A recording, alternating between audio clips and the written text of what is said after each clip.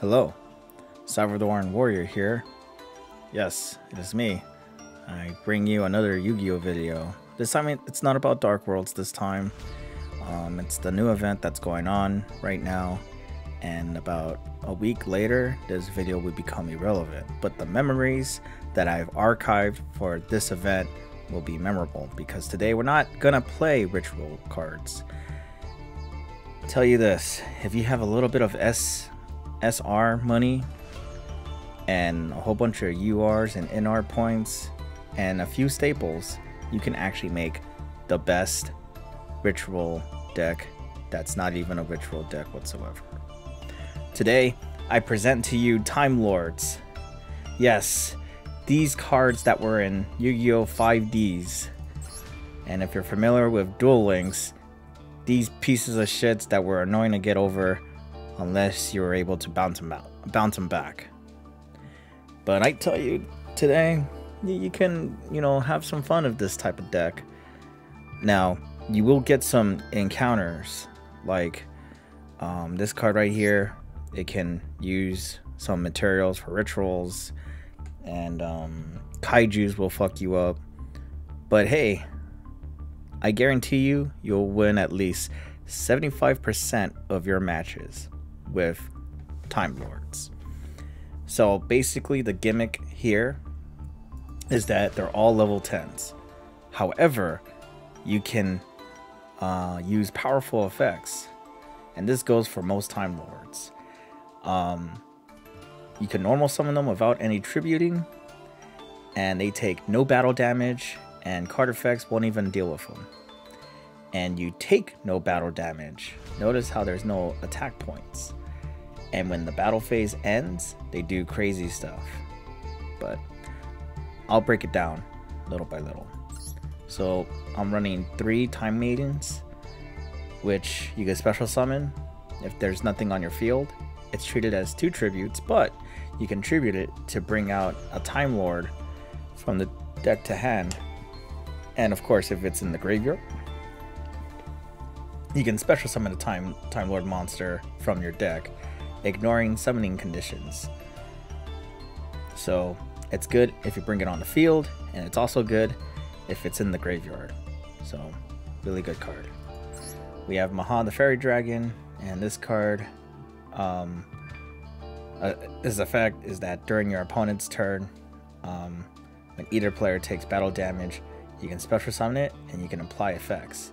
Gain life points or inflict battle damage to your opponent equal to the battle damage. So let's say you see Max Blue Eyes that's running around right now. You can gain life points, or if they're at the right type of life points, you can inflict battle damage. So this is a pretty good card. Really good card. And then we got the Time Lords themselves. Now, I already told you what they all do, so I'm gonna read them as fast as I can. Meteon returns monsters on the field, as many as you can, and based on how many cards go back to the opponent's hand, you inflict 300 damage to your opponent for each card that was returned. And like most Time Lords, when it's your standby phase, they return to the deck, so remember that. Lesion, his shuffles all cards from your opponent's graveyard, and of course, when an opponent draws a card, you get to inflict 1,000 points of damage to your opponent. Also a really good card. You want to run 3. Now, this next one, Zafrion. When the battle phase ends, you can shuffle all spells and traps your opponent controls into the deck, and I think they need to be face up, because I tried that and nothing. And of course, if it's in the graveyard for some strange reason, you get to draw 1 card, but that's never gonna happen. Salion. Now this guy, he can be the lifesaver. If the dragon's not in your hand, if Salion's in your hand, if when you get to the end of the battle phase, if your life points are less than 4,000, your life points becomes 4,000. So it's really good. Camion, this card, when the battle phase ends, shuffle one card your opponent controls into the deck, and if you do, inflict 500 life points of damage to your opponent, and neither player can activate cards or effects response to this effect. So it's really interesting.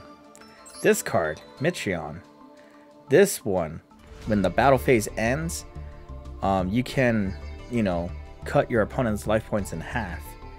So we go from 8 to 4,000, 4,000 to 2,000, 2,000 to 1,000. You get it. Also a really good card. Halion, all it does is that if your opponent, if your life points are lower than your opponent's, you get to inflict battle damage to your opponent equal to the difference. You will hardly use this, but hey, who cares? And Raffion, at the end of the battle phase, if it battles one of the monsters, you get to inflict life points based on the monster you battled. So let's say you're going up against a monster that has 4,000 life points and you attack it, end the battle phase, you inflict 4,000. So it's also really good. And finally, we got Gabrion. Basically, at the end of the battle phase, you get to return as many cards as possible from the field to the deck, and they draw cards based on how many was returned. So if they have 3 and it gets returned to the deck, they'll draw 3. It's also really good if they worked really, really hard in making a board. Now here are our staples. I only have one Regeki, but you only need one Harpy. Foolish for this card, or for some strange reason the one that makes you draw, but you're only going to use it for this card right here. Pot of Prosperity. As you see, I have 10 cards in the extra deck, and you want to dig deep into your deck, so Pot of Prosperity is really good. And don't worry about the not inflicting half the battle damage. That's not important. This card is there just so if you're inflicting life points, this would be a good continuer. Same thing with Ceasefire, pairs nicely with this. And since we're doing ritual summoning, Skull Invitation. And trust me, they're good. Ritual cards are a huge minus. So unless you can cheat ritual cards, they're just not as fantastic. So to remind them, Skull Invitation, every time a card goes to the graveyard, you inflict 300 damage for each card going to the graveyard. And trust me, a lot of cards are going to be going to the graveyard. So this is it. This is my Time Lord deck. This is me saying, fuck this event. I might as well play Time Lords and have fun. That's basically what the whole point of playing Yu-Gi-Oh is, right? You want to have fun playing Yu-Gi-Oh. And this is my way of having fun, by not bending to the format. On the next part of the slide, I'll show you matches and I'll give you my commentary. So let's go. For now, we'll just normal summon this and enter. Now the downside of Time Lords is that you only can summon these guys one at a time, and they usually have pretty good effects. However, in this meta, that's not the ritual event, it's bad. So, who cares, right? Ah, yes, the Blue Eyes players. Here we go. No, like, who am I kidding? I kind of hate Blue Eyes players.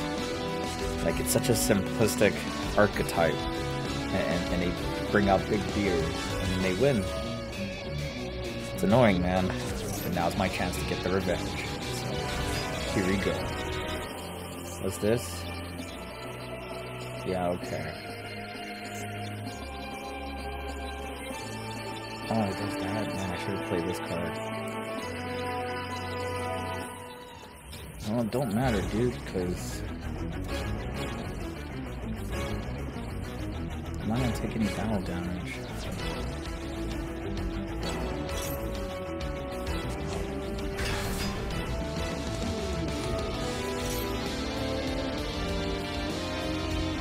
So, going back to ritual cards, you minus 3 cards. If you could minus 2, that's fine. Which reminds me, Blue Eyes players, they only minus 2. Because most of their ritual cards are like 8. So you're going to see him pitch 1 card, and he's going to bring out max Blue Eyes. Or remove, that's also a good plus. He only minus 1. So that's the benefit they get for this archetype.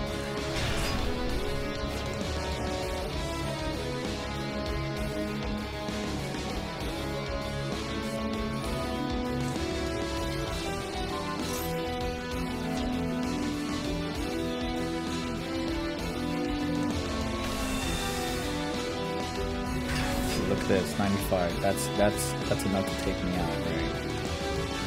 And here comes the battle phase. Watch this hilarious shit. Bam. Can't be destroyed. Can't take battle damage. And he's gonna find out a nice surprise at the end of the battle phase.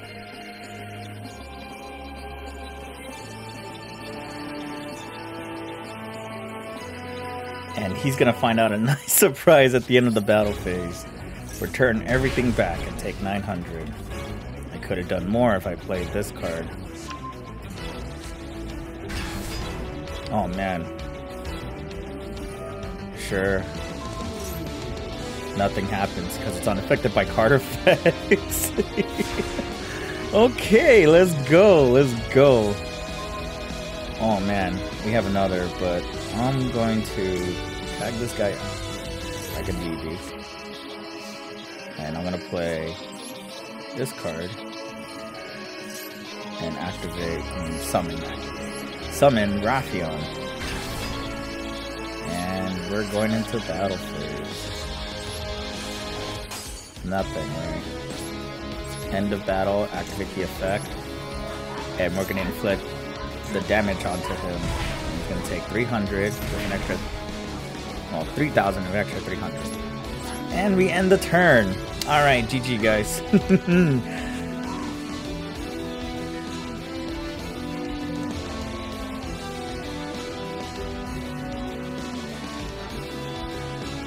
Alright, soul bad guy. What's your next turn? What are you gonna do? Ah, yes. Mac, here you go again. We're gonna summon the ritual card, because he can.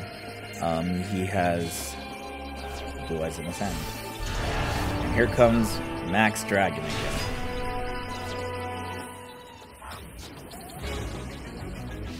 End turn. Okay. So,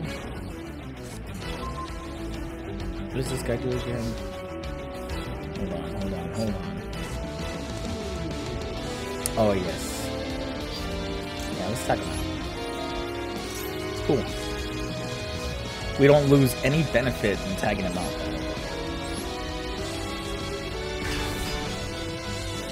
And then we're gonna go into battle phase. Hit. End of main. Shuffle everything in the graveyard. Alright, phase 2. And as soon as he draws a card, he's going to take 1,000 with an extra 300.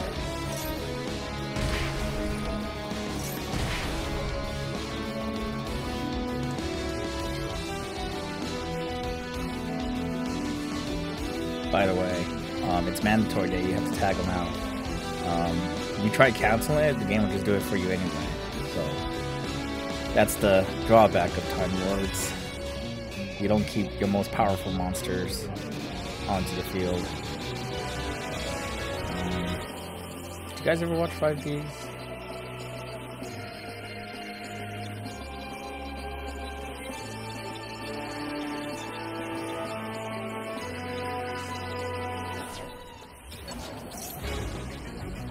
Any special summons?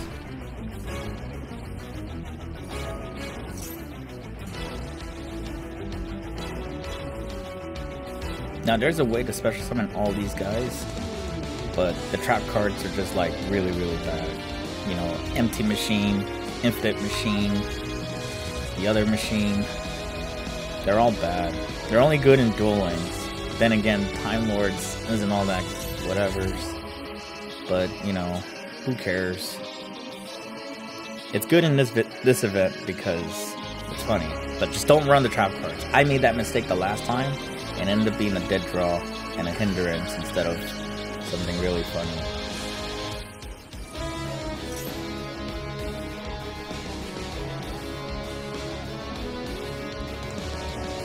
Now, if I draw a Raffian, we can actually end the game. Or, the Time Maiden, and if you get Time Maiden, that's good. If you get Foolish, oh my god, I already know what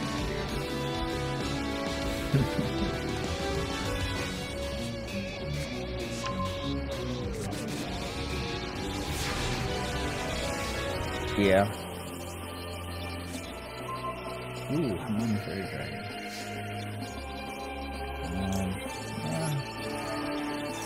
Yeah. We weren't able to win, but what we will do is do this.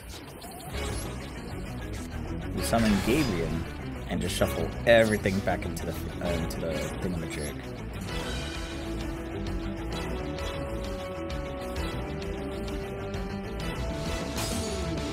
Alright. End of main. Activate the effect. And then you have to draw. That's fine though. Because if we take any type of damage, Maha Dragon will be our savior.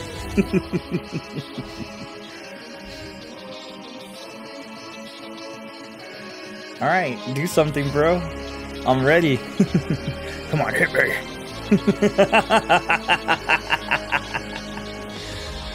Come on, soul bad guy. Come on. Alright.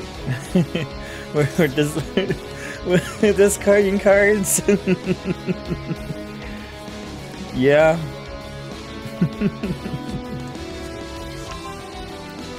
Blue Eyes Max Dragon, regular Blue Eyes, yeah. Come on. What can you do? Oh god, I'm out of drink. And he brings out that card again. And how many times have we seen this animation? It's pretty crazy. Draw. Tag out. Now we could do something really toxic.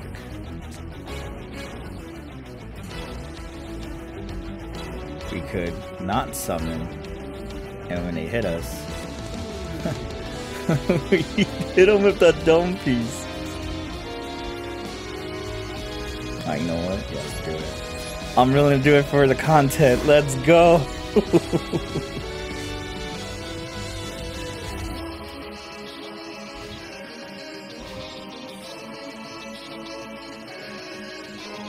Go ahead, hit me. Hit me.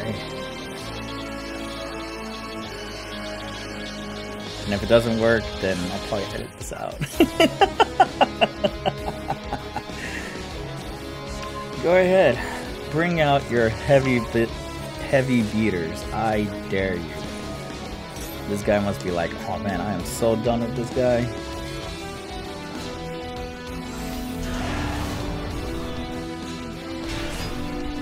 Alright, go in the battle phase.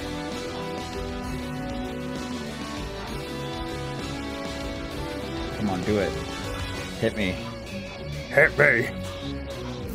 Bam. Alright, GG. Oh, hell yeah, let's go. Oh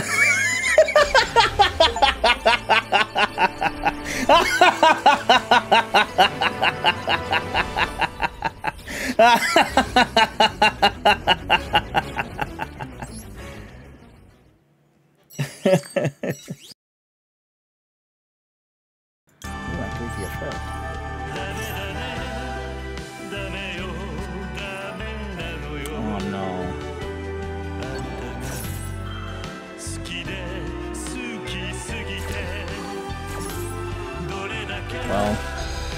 It looks like we lost this one super hard. Oh man, that sucks, dude. We will surrender.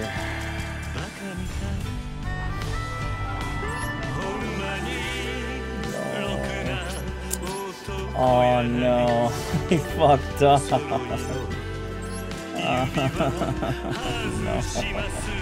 Alright, so that was the deck. Hell yeah. If you don't like playing the rich roll event, like how I was, you can run Timelords, but of course, there are other better options out there. I just like using this because it was familiar to me in Duel Links, and now playing them, it's kind of hilarious. So yeah, there it is. You guys take care, and I will see you guys when I see you later.